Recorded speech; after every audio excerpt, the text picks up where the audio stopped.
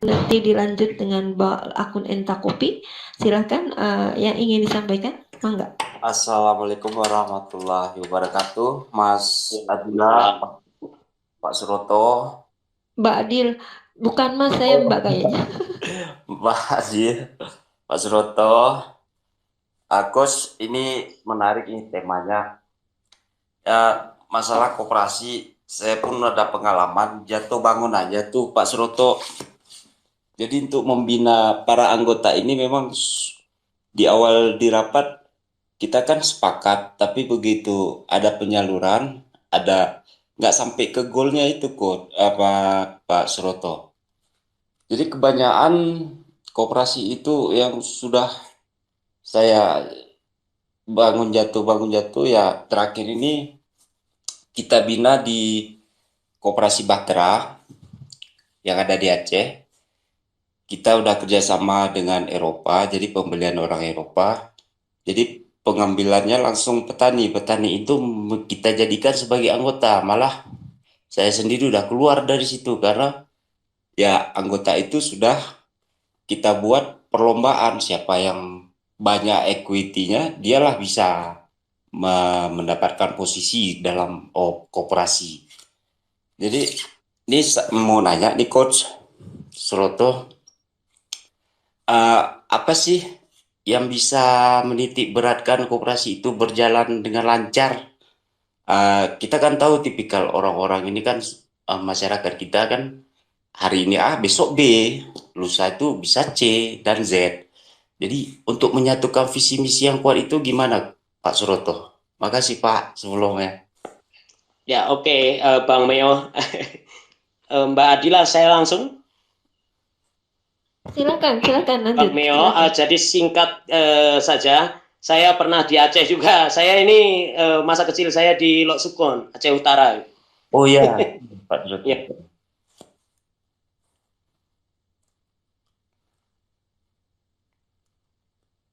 Silakan Pak. Pak Suroto? oke. Tadi Ya.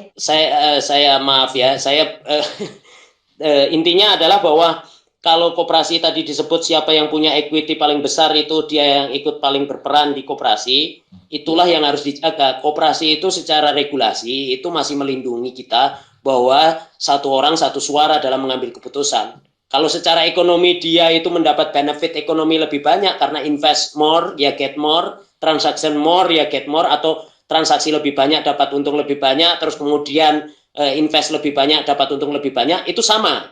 Yang membedakan adalah ketika mengambil keputusan satu orang tetap harus didengarkan satu suara. Kalau anggotanya sudah jutaan, itu juga ada prakteknya. Sudah puluhan ribu, ada prakteknya. Apakah di luar negeri? Tidak. Di Indonesia juga ada yang saya tadi sebut Kelingkumang. Anggotanya sudah 200 ribu. Bagaimana ini tetap tata kelola berkeadilan demokratik ini juga bekerja, itu ternyata juga ada. Jadi nanti tinggal benchmark aja, contoh saja apa yang sudah jalan. Jadi tata kelola itu sangat penting tadi saya tegaskan, selain spirit untuk kebersamaan dan keadilan ekonomi, tapi juga program kerja dan juga rencana strategis atau mimpi bersama yang ingin dicapai 10-20 tahun yang akan datang. Itu kata kuncinya ada di situ Bang Meo. Dan kemudian paling penting adalah manfaat. Jadi Anda memulai sesuatu dari manfaat untuk diri Anda, jangan menjadi sok-sok pahlawan untuk mendirikan koperasi itu. Kalau manfaatnya ada sih Pak Suroto, sebab kita buat regulasi dari si buyer itu ya karena kita yang membentuk ya kita mendapatkan. Ya, Ya, oke. Kalau untuk manfaat jelas sudah jalan ya tadi, iya, artinya Pak. sudah bekerja seperti itu. Tapi untuk mekanisme demokrasinya tadi satu orang satu suara itu dapat jaminan dari undang-undang, Pak.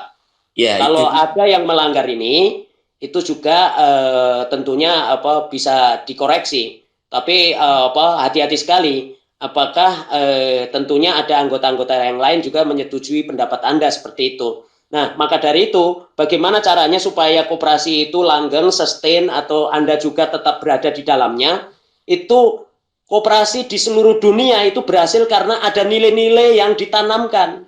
Nilai-nilai kebersamaan, keadilan itu dimulai melalui pendidikan, ditransmisikan melalui pendidikan. Ditransmisikan itu artinya dari setiap orang anggota yang mau bergabung, itu harus dijelaskan dulu apa nilai-nilai dan prinsip koperasi yang tadi saya sudah sebut ada 7 tadi ya.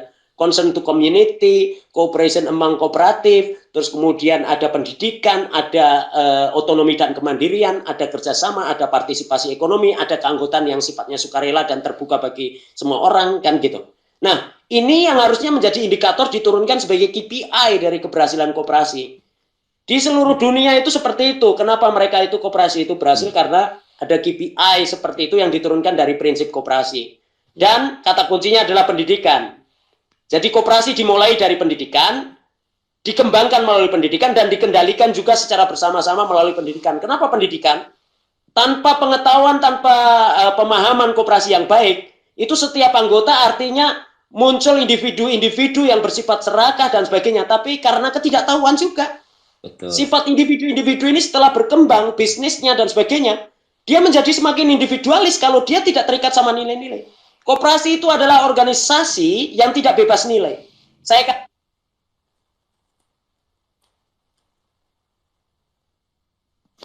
Ya, Pak Suroto. Ya, oke. Ya, saya tadi terakhir di mana ya, Mbak? Individu, Pak. Ya, Individu, Pak. Individu Koperasi. tidak bebas nilai. ya. Jadi intinya koperasi itu bukan organisasi yang bebas nilai, ada nilai-nilai yang ingin diperjuangkan. Setiap anggota harus paham ini. Jadi kita mencari manfaati ekonomi betul dengan berkoperasi. Betul kita ingin menolong diri dengan berkoperasi, itu harus jelas dari awal. Tapi yang paling penting bahwa setiap kita kenapa bergabung di koperasi supaya muncul sistem ekonomi berkeadilan. Supaya kita kalau sendiri-sendiri itu tidak mudah dihancurkan, kalau bersama-sama tidak mudah dihancurkan oleh pemilik modal besar yang setiap saat itu bisa merongrong bisnis-bisnis kita. Ini harus ada kesadaran seperti ini.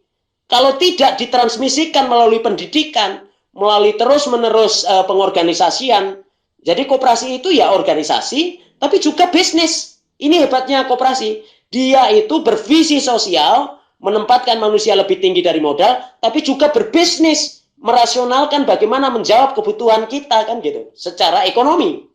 Nah, koperasi itu kekuatannya ada di situ dan keberhasilannya juga ditentukan oleh itu. Dan prinsip koperasi itu yang di Indonesia itu kenapa koperasi itu tidak berkembang? Karena mereka mau koperasinya tapi emoh prinsipnya. Makanya kebanyakan koperasi abal-abal. Mereka tidak menjalankan prinsip. Salah satu prinsip kan tadi pendidikan. Tidak mau memberikan pengetahuan kepada anggota-anggota baru. Anggota baru akhirnya menjadi korban penipuan dari pengurus-pengurus lama atau pengurus-pengurusnya yang hanya tahu segelintir orang kan gitu tentang apa sistem koperasi. Bahkan mungkin pengurusnya ada yang mendirikan koperasi itu dia tidak tahu apa itu koperasi.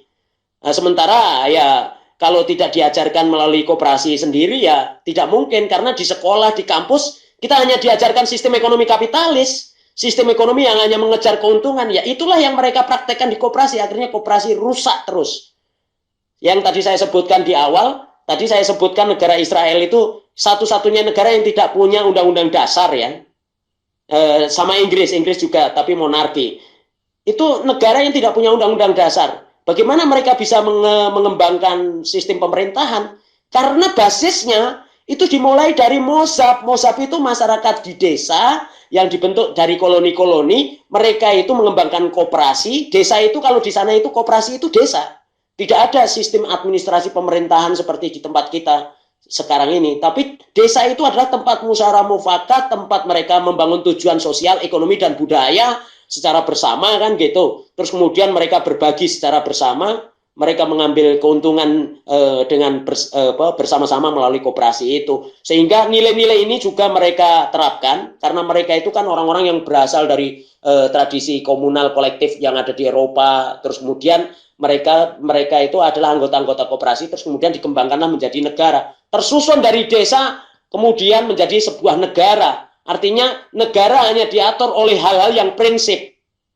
Kemudian mereka memilih sistem parlementer dan sebagainya, itu hanya masalah tata kelola mekanisme ketenagaraan. Tapi yang prinsip itu. Kalau Indonesia kan punya Pancasila. Pancasila ini kan hanya slogan. Pancasila dan Undang-Undang Dasar itu hanya kata-kata. Tapi mereka yang berbuih-buih mulutnya mengatakan kami Pancasila, kami adalah penganut paham gotong royong, tapi dalam prakteknya mereka adalah mafia agen-agen kapitalis global ini kan, yang menjual republik ini kan gitu. Nah, maka dari itu mulailah dari hal sederhana. Kalau kita tidak bisa merubah yang besar-besar, kita mulai dari gerakan koperasi secara bersama-sama. Setuju Pak Suroto. Masya Allah. Terima kasih Pak Suroto. Mungkin sudah terakomodir ya Pak. Udah. Sebentar ada yang sudah melambaikan tangan dari tadi Pak Kidemang mungkin ya. Sebentar saya tanya dulu Coach. Coach masih monitor Coach? Masih. Assalamualaikum warahmatullahi wabarakatuh. Ya silakan. Waalaikumsalam warahmatullahi wabarakatuh. Sebenarnya konsep koperasi ini lagi saya kembangkan Pak.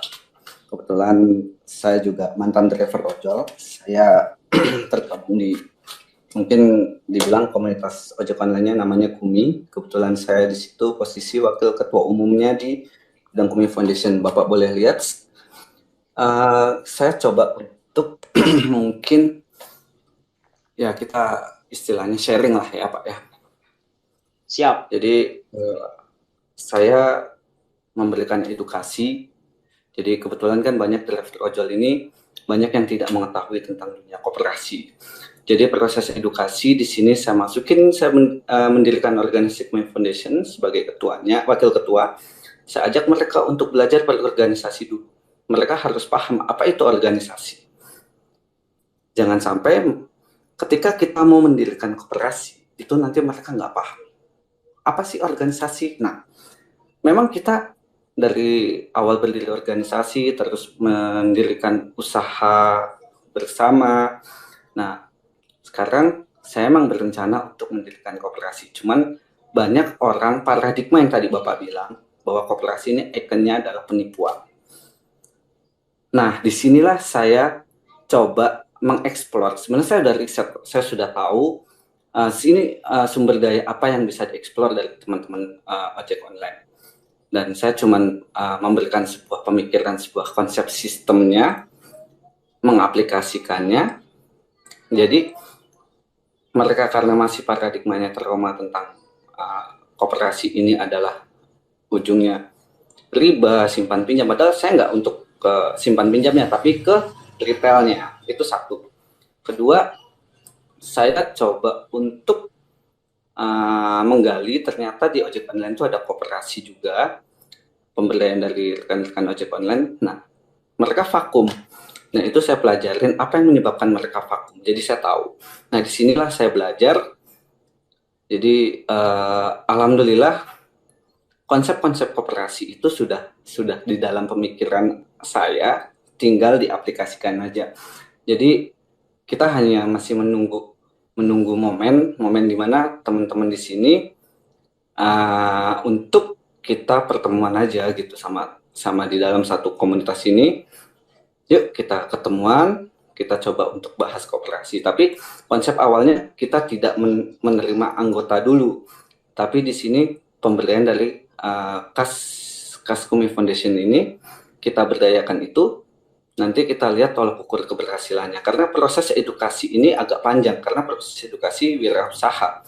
Nah itu, saya dalam nanti pengelolaan itu, saya bikin ADRT terpisah. Karena dari ADRT organisasi dengan ADRT koperasi. Itu yang sudah saya pisahkan, yang sudah saya bikin konsepnya. Nah, saya tinggal untuk mencari orang-orang kompetensi. Dan alhamdulillah, di situ, teman-teman semua yang tergabung dalam KF ini, oke, cuman di sini hanya pengurus inti yang saya bikin konsepnya, tapi pengurus lain tidak. Karena apa? Takut terlalu banyak kepala jadi ricuh. Karena yang namanya pendirian itu kita mendirikan orang-orang yang paham dulu, bikin ADRT dengan orang-orang yang paham. Kalau orang-orang yang nggak paham kita masukin dalam penyusunan ADRT itu ricuh semua. Jadi nantinya organisasi untuk koperasi ini akan melenceng dari visi misinya. Karena ada suatu tujuan goalnya, di mana di sini ada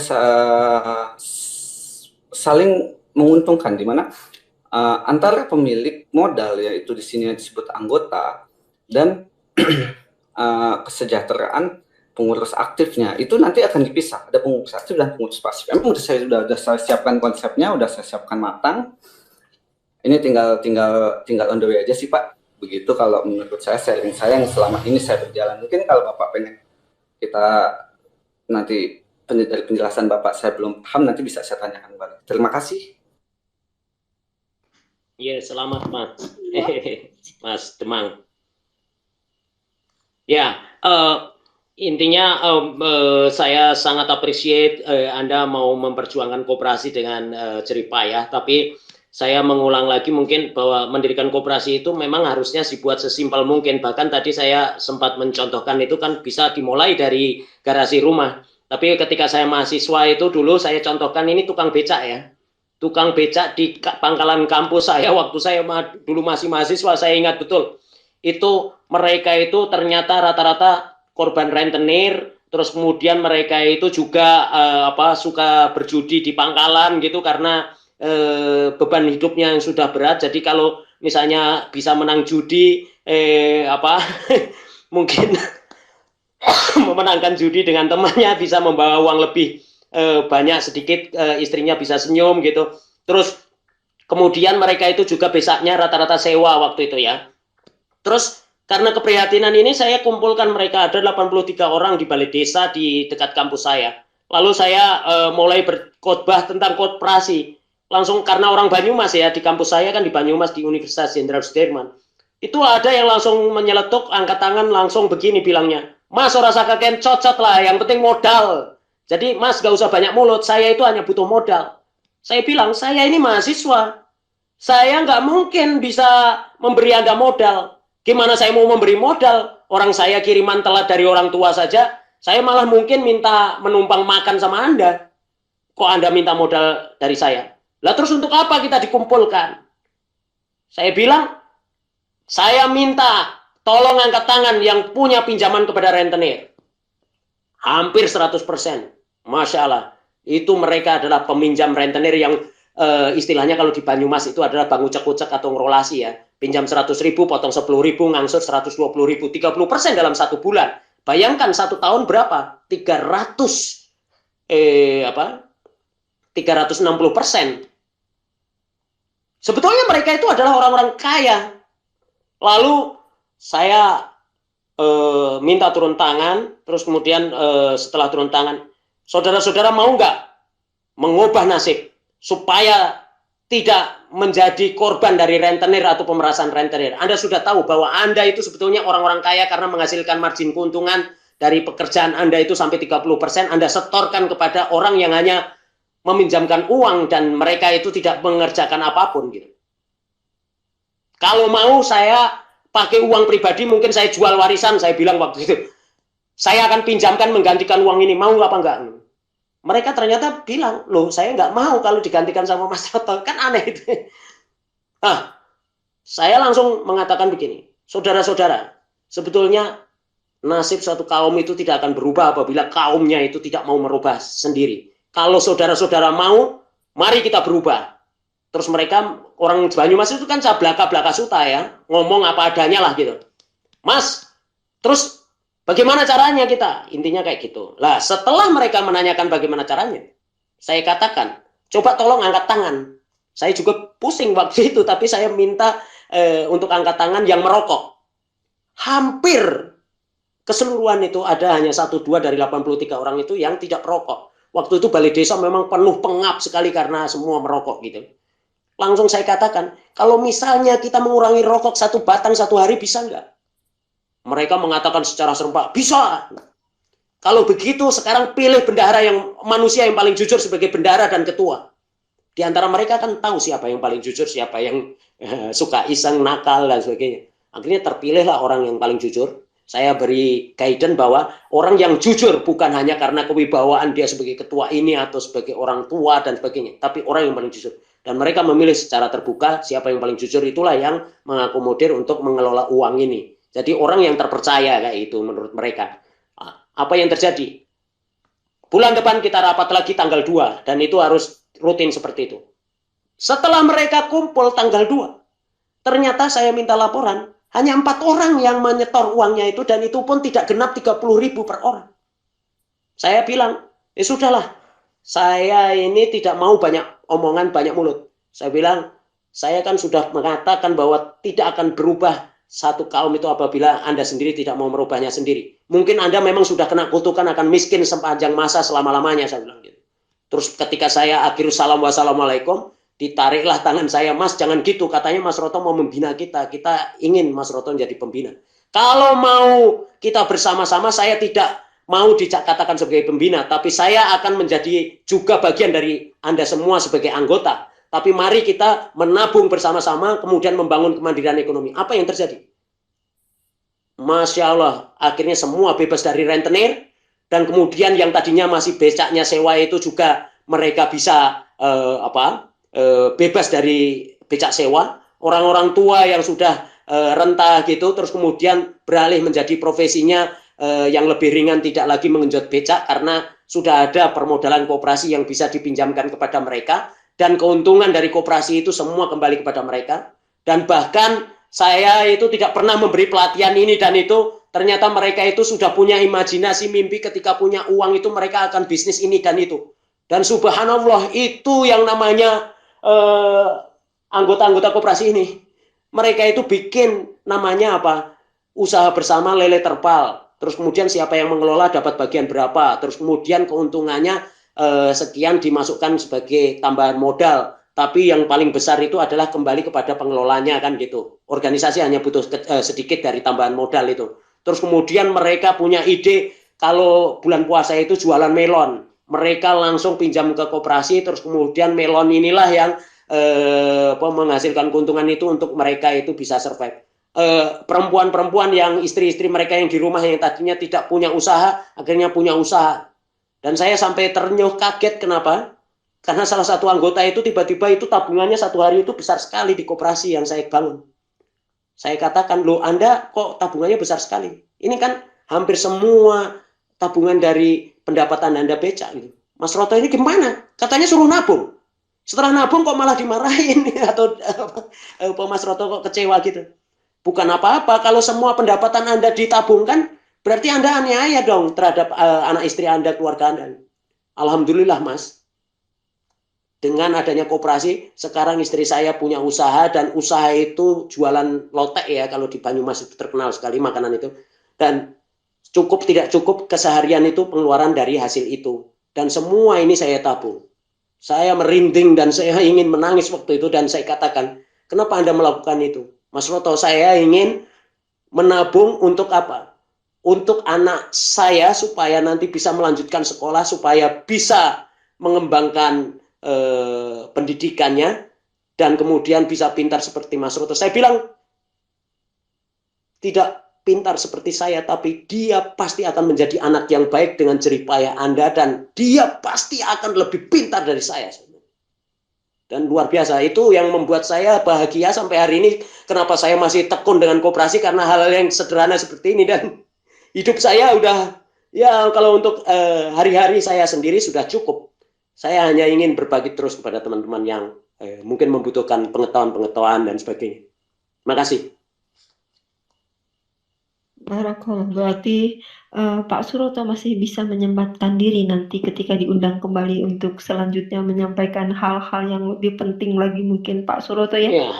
Kapanpun kami undang insya Allah untuk teman-teman UMKM ini. Jadi kami ini ada grup Suroto sebagai informasi. Kami sudah membentuk sebuah grup DM di Twitter ini, namanya UMKM on Twitter. Insya Allah Coach Edwin membantu kami mengarahkan kira-kira materi akan dibawa kemana. Lalu kami sudah hampir 1 minggu ini kami on space terus sambil melihat seberapa besar sebetulnya keingintahuan para akun-akun UMKM dan seberapa perlunya kita berkumpul. Dan alhamdulillah syukur selama 1 minggu ini kami sudah membawa beberapa catatan, dan ternyata space seperti ini sangat dibutuhkan oleh sahabat-sahabat UMKM. Oke Mbak Adila. Kami akan melanjutkan terus space ini dengan tatanan yang lebih rapi, akan tak mungkin dengan Coach Edwin nanti yang mengarahkan. Hanya kami mohon izin untuk setiap Kamis malam kami akan off dulu untuk membuat jadwal, mengatur bersama tim apa yang akan disampaikan untuk seminggu ke depan. Jadi nanti insya Allah besok kami off dulu 1 hari, nanti insya Allah pada hari Jumat kami akan on kembali, dan ada Jumat, Sabtu, Minggu, Senin, Selasa, Rabu, Kamis. Untuk hari Minggu nanti ada sedikit kejutan buat sahabat-sahabat UMKM sebagai perekat silaturahmi kita agar saling mengenal. Insya Allah akan ada semacam acara gathering mungkin dengan business match, nanti kita sampaikan di TL.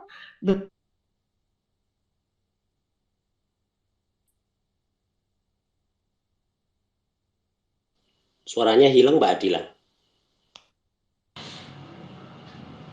Halo Kak Dila. Menyampaikan. Tadi sempat hilang suaranya terakhir. Poinnya tadi hilang. Sekarang kedengeran lagi. Sudah. Sekarang kedengeran lagi, Coach. Ya, sudah. Iya. Intinya ya alhamdulillah. Intinya pada hari Minggu nanti, setiap hari Minggu kita akan membuat space berbentuk business match ya, Coach. Di mana nanti mulai besok silahkan teman-teman membuat tweetan yang paling kreatif untuk memasarkan produknya. Nanti dinilai oleh Coach Edwin. Pada hari Minggu nanti dipilih 3 orang akun yang akan naik menjadi stage di sini memasarkan produknya gitu. Itu untuk kita semakin silaturahmi, semakin kuat mungkin. Insya Allah. Jadi hari Kamis kami akan off. Saya ulang takut nanti tidak terdengar tadi. Setiap hari Kamis kami akan off dulu, Kamis malam, untuk menyusun program 1 minggu ke depan. Jadi besok kami libur. Mudah-mudahan space kita ini semakin bermanfaat, mudah-mudahan semakin kuat dan semakin kita bisa tata, begitu ya Coach ya.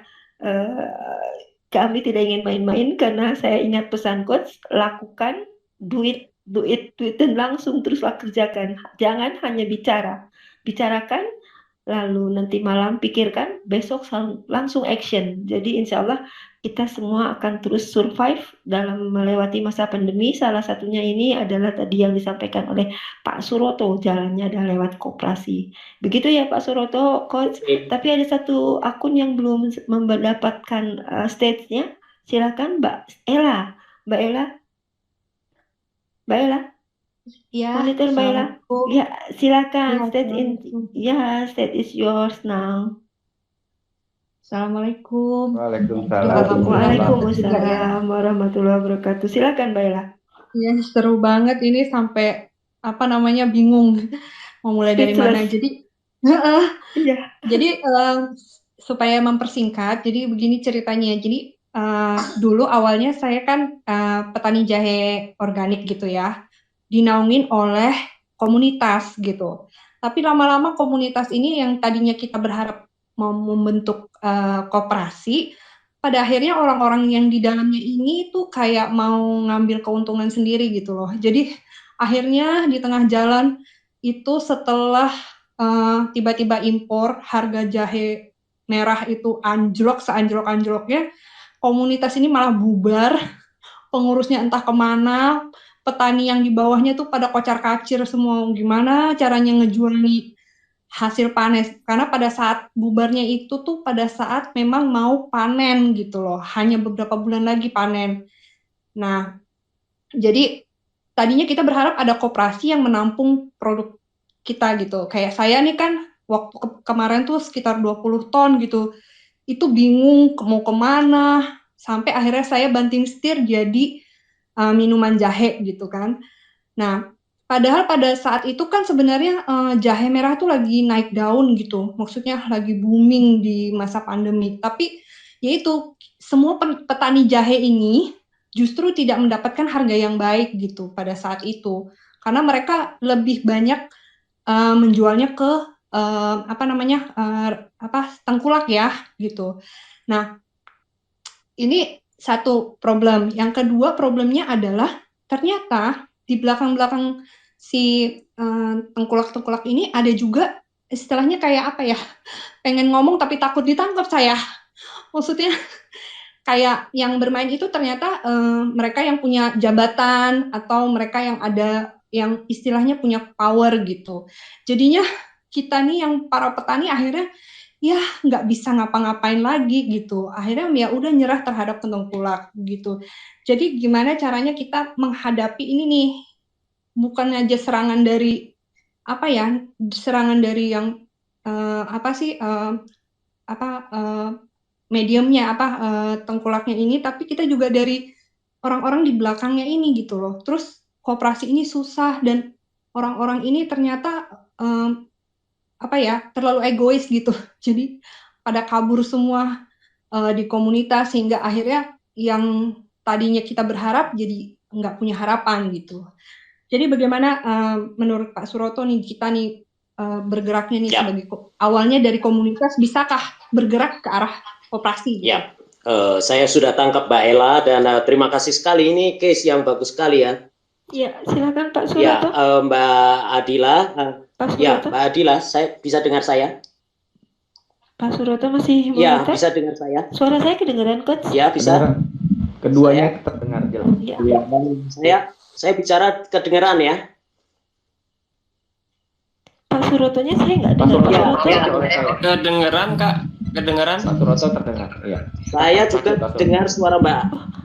Sayanya yang bermasalah. Silakan Pak Suroto. Ya, intinya Mbak Ella, saya senang sekali, ini case yang bagus sekali ya. Jadi bukan hanya jahe, tapi produk-produk yang lain yang terbaru kan porang gitu kan.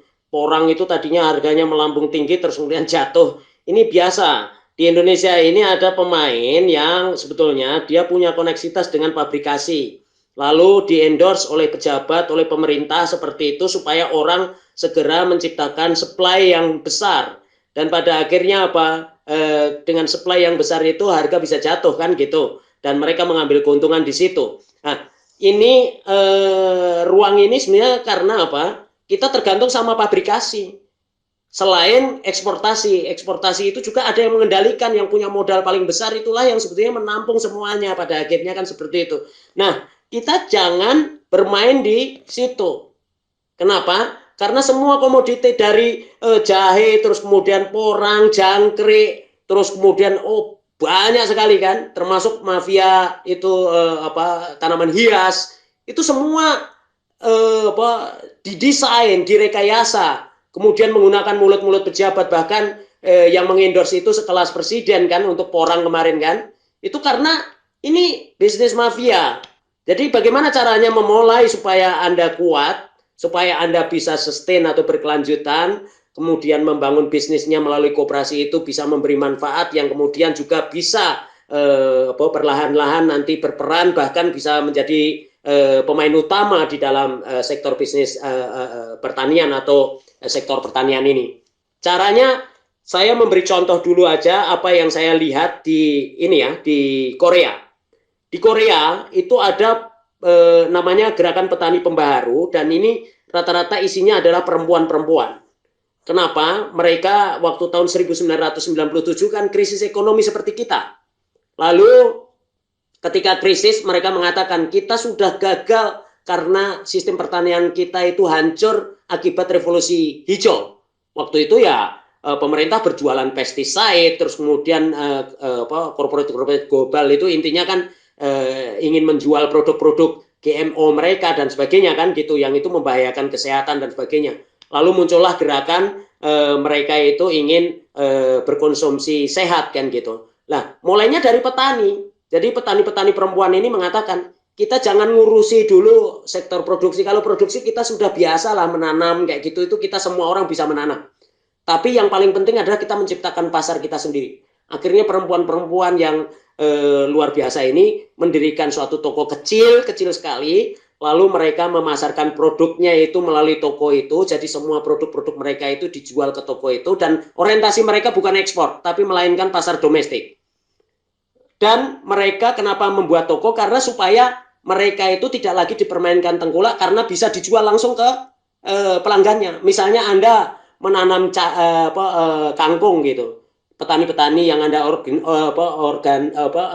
petani organiknya ini misalnya bikin semacam agropolitan atau pertanian kota ya, misalnya pakai greenhouse seperti itu yang kecil-kecil seperti itu. Nah, lalu pemasarannya itu yang dilakukan secara bersama-sama, misalnya langsung ke end user. Syukur-syukur sudah pakai aplikasi sehingga Anda bisa mengkonsolidasikan bagaimana B2P-nya atau B2B-nya atau bisnis itu supaya menghasilkan keuntungan dan punya kekuatan bersama. Nah, tapi yang paling penting dari awal Anda harus menyampaikan bahwa visi koperasi ini kita jangan nanti ketika sudah berhasil kita sendiri-sendiri. Maka dari itu pendidikan koperasi itu di awal penting adalah untuk menjaga bahwa kita itu ingin berjuang untuk jangka panjang. Ini yang tidak pernah dilakukan ketika membangun koperasi, hanya sekedar membuat bisnis. Tapi orang-orang di pikirannya, di belakang kepalanya ini, mindsetnya itu sebenarnya masih ingin menjadi kapitalis-kapitalis kecil juga gitu. Jadi belum selesai bahwa kita itu butuh kerjasama untuk kepentingan jangka panjang itu belum mereka pahami. Kenapa? Karena mereka pikir, ya saya hanya mau mencari manfaat ekonomi. Kalau hanya mau mencari manfaat ekonomi, jangan berkoperasi. Kenapa Anda tidak bisnis sendiri-sendiri saja? Kan gitu. Nah, kenapa kita harus berkoperasi? Untuk menjaga kelanggengan ini. iCoop, bisa Anda buka iCoop Korea, itu mulainya dari toko kecil, memasarkan produk-produk para ibu-ibu yang bertani ini, lalu kemudian mereka juga kerjasama dengan petani-petani yang lain, tapi bukan hanya produk pertanian ya, karena untuk menutup toko itu kan harus membayar sewa awalnya, terus kemudian juga harus membayar karyawan. Makanya mereka juga jual produk-produk yang lain, pabrikasi, lain-lain gitu. Lalu apa? Mereka kerjasama dengan para petani-petani. Petani-petaninya mendapat manfaat apa? Kenapa mereka mau mengambil kontrak dengan koperasi? Karena harganya luar biasa. Kenapa? Karena dijual langsung kepada konsumen akhir.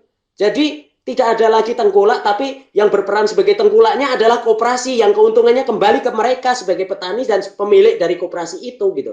Seluruh keuntungan koperasi itu dikembalikan kepada petani dan dibagikan sesuai dengan besarnya partisipasi mereka ya. Kalau invest lebih banyak ya dapat untung lebih banyak. Itu seperti perhitungan bisnis biasa lah. Kalau mereka juga menyetor produknya lebih banyak ke koperasi ya dia dapat manfaat atau keuntungan lebih banyak di situ. Nah, lalu mereka itu dari petani-petani yang dikontrak itu mereka mengusulkan, kalian kan sudah mengambil manfaat dari keuntungan koperasi ini. Kalian sudah berhasil membangun bisnis Anda lebih baik karena harga-harga Anda juga terjamin. Bagaimana kalau kita mendirikan toko yang kedua itu, kemudian kalian ikut investasi? Petani-petani ini tanpa disuruh pun mereka mau investasi. Berdirilah sekarang itu 667 toko, jaringan toko. Dan bukan hanya jaringan toko, sekarang mereka sudah spin off, membangun, bahkan membeli satu tanah di bawah Bukit Jirje itu mereka membangun ekosistem wisata bisnis koperasi. Bagaimana mereka menunjukkan kepada masyarakat sebagai objek wisata berproduksi dengan cara koperasi, terus kemudian mereka juga mendirikan perumahan klaster yang cara hidup mereka itu orang-orang yang di dalamnya itu berkoperasi, terus kemudian mereka berbelanja dengan toko koperasi, bagaimana mereka dapat pendidikan koperasi, manfaat koperasi dan sebagainya.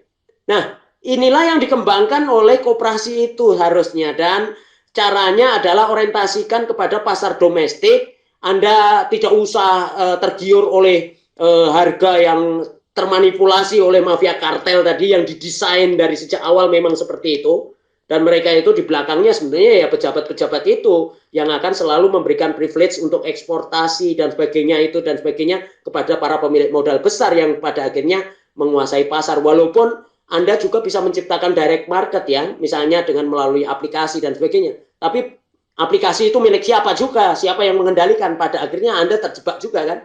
Yang paling penting adalah kontennya. Anda membangun konten.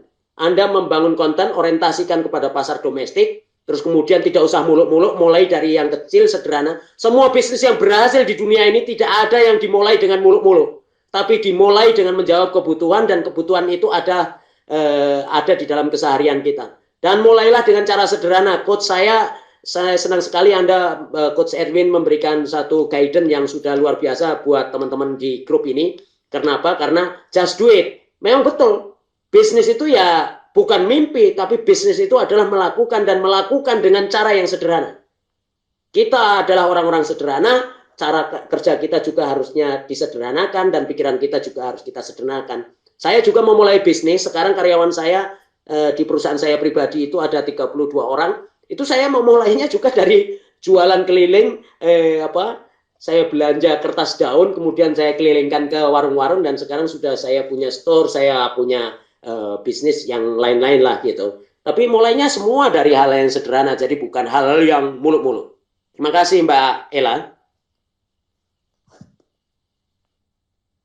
Ya, sebetulnya kita tidak ingin berhenti mendengarkan Pak Suroto bicara. Masya Allah, Allahumma sholli ala Muhammad. Tapi ini kadang-kadang jaringan ini nggak bersahabat. Naik turunnya luar biasa karena ada keterbatasan untuk kalau kita buka space itu sekarang saat ini tidak bisa lebih dari 3 jam. Biasanya agak sedikit sudah mulai jaringan terganggu. Sahabat-sahabat, mohon maaf lahir batin. Nanti saya akan memohon dengan sangat ke Pak Suroto. Coach, suara saya masih aman ya, Coach? Halo, Masih terdengar. suara saya masih Aman. aman, Mbak? Masih, Mbak. Oke, iya, aman. Ya, intinya saya akan memohon ke Pak Suroto untuk menambahkan waktunya nanti mungkin minggu depan kita atur kembali pertemuan berikutnya sehingga kita bisa memanfaatkan kembali informasi-informasi dari beliau. Dengan sangat hormat mungkin nanti saya DM beliau. Izin Pak Suroto, nanti kita atur waktu untuk membuka kembali space di minggu depan dengan tema yang sama tentang koperasi, tapi mungkin bahasan yang lebih dalam lagi sehingga teman-teman bisa mendapatkan ilmu yang lebih terpesona. Jadi ini banyak yang DM ke saya terpesona sampai speechless, ingin bertanya tapi sangat speechless karena banyak hal-hal kejutan yang kami bisa terima malam ini. Sekali lagi saya mohon maaf kepada sahabat-sahabat karena space tidak bisa berlanjut sampai tengah malam. Insya Allah nanti besok kita susun jadwalnya untuk Pak Suroto kembali. Jazakumullah khair. Mohon maaf Pak Suroto, saya minta waktu sekitar 2-3 menit untuk closingnya. Silakan Pak Suroto.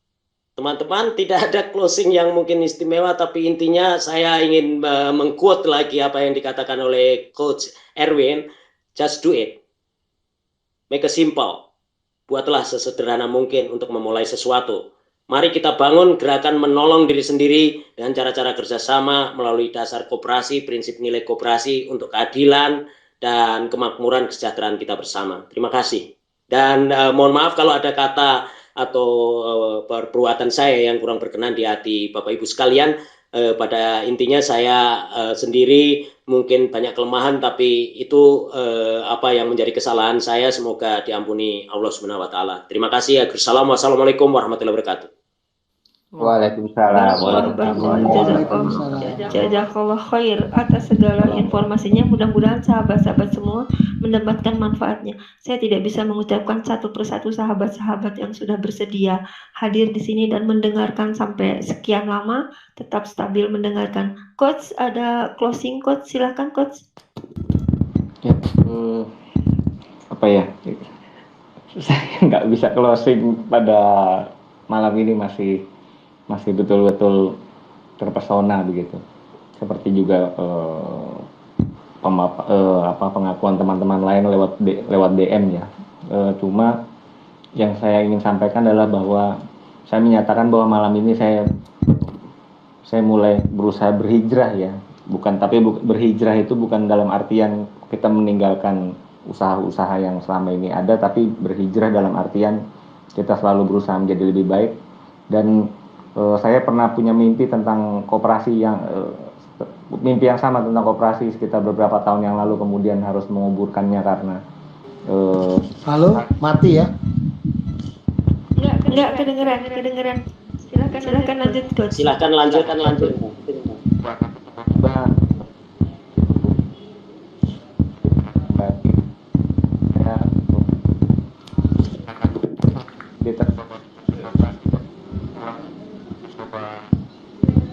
Suaranya kecil. Potensi Kecil suaranya. ada yang nimpa kan?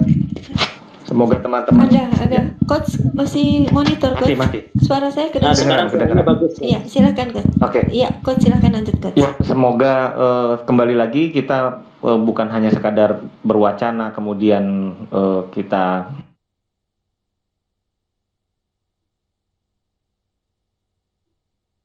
Mohon maaf, speakernya saya tutup dulu karena tadi terganggu. Coach, lanjut Coach. pada intinya bersegeralah kita pada action, apa yang bisa kita lakukan, apa yang paling tidak walaupun hanya sebatas wacana dulu, kita menambah ilmu seperti ini sehingga ke depan banyak sekali peluang-peluang yang akan terbuka dengan kita dengan salah satunya adalah berkoperasi ini. Mudah-mudahan segera kita bisa wujudkan bersama koperasi, ke peluang-peluang mendirikan koperasi di sekitar kita. Dan pada saya senang sekali dengan quote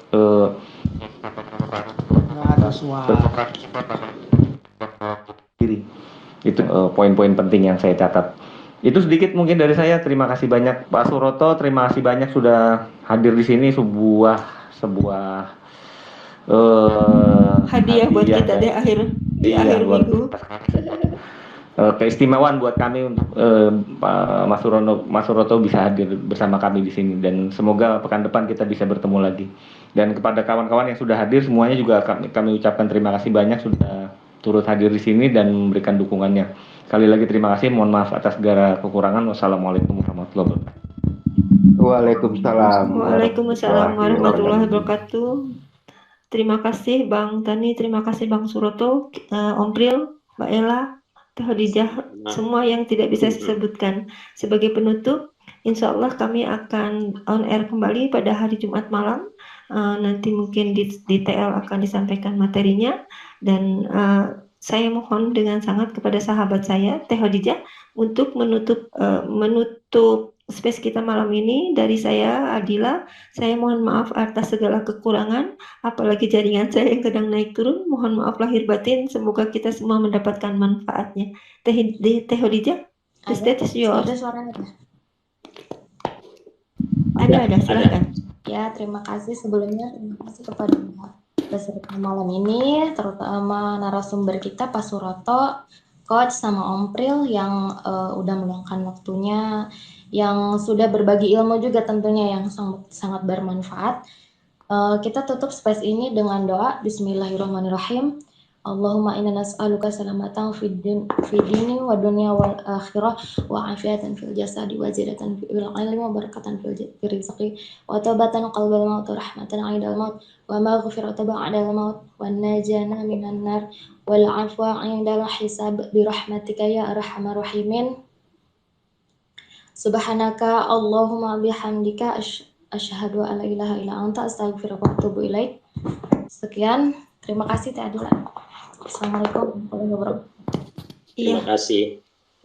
Waalaikumsalam. Atas segala kekurangan kami mohon maaf. Sekali lagi saya mohon maaf. Terpaksa saya tutup. Terima kasih Mas Suroto ya. Sama-sama. Ya mungkin kalau ada yang perlu DM nanti ke Pak Suroto. Space saya tutup sekarang. Mohon maaf lahir batin. Assalamualaikum warahmatullahi wabarakatuh. Waalaikumsalam. Waalaikumsalam warahmatullahi wabarakatuh.